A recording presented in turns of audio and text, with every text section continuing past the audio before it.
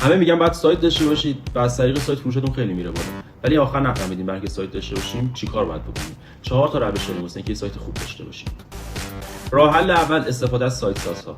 نمونه‌های خارجی مثل شاپیفای و ویکس، نمونه داخلی مثل پورتال. شما با هزینه ماهانه 500,000 تومان در عرض 1 تا 2 روز یک سایت دارید.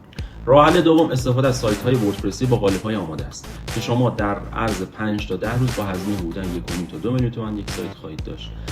راه حل سوم استفاده از وردپرس اختصاصی است. شما در عرض 30 تا 50 روز با هزینه 30 تا 60 میلیون تومان سایت با فیچرها و دیزاین دلخواه خودتون رو روی بستر وردپرس اجرا می‌کنید که نیاز به کدنویسی داره.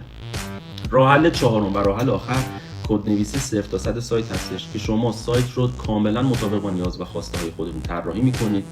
هزینه 50 تا 200 میلیون تومانی داره و بیشتر. طراحی هم از نظر زمان 3 تا 12 ماه طول می‌کشه.